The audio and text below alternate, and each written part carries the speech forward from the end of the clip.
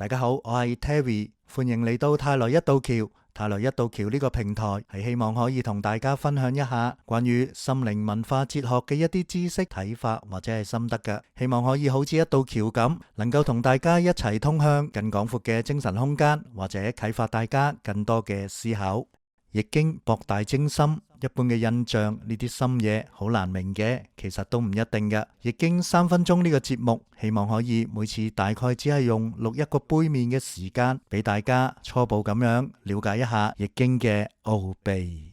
今次易經3分鐘為大家講嘅係比卦。比卦呢個比字有親比、緊靠、依附、相親相依嘅意思。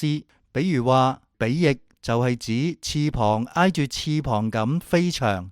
有冇聽過有一種鳥叫做比翼鳥？就係相傳經常一雌一雄並翼相飛嘅鳥啦。所以比翼相飛就係指一雌一雄嘅比翼鳥，翅膀挨住翅膀，成雙並翼咁一齊飛，係用嚟比喻夫妻恩愛，形影不離嘅。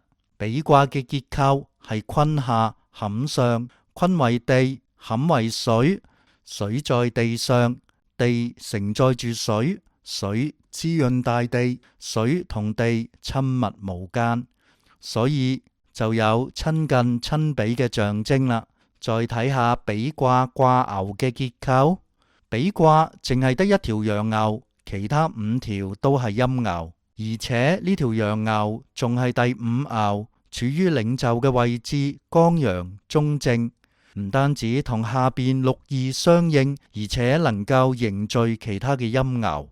第2條爻、第5條爻處於上卦或者下卦中間嘅位置，就叫做得中。得乎中道，不偏不倚，所以一般嚟講都比較好㗎。第5條爻更加係領袖嘅位置。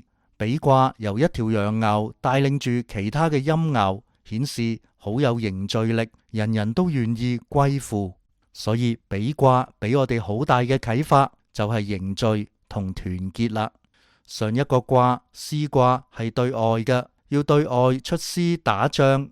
呢個比卦呢係對內嘅，對內就要講凝聚力，要團結。凝聚團結當然唔簡單啦，咁就涉及人情道理，除咗人與人之間嘅感情，仲要講組織秩序，一切都要合情合理嘅。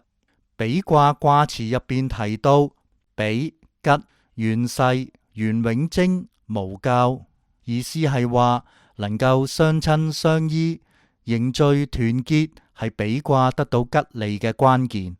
元世嘅元字係指推圓口教，呢個世字就係指占卜卜世，即係話求取神靈嘅指示。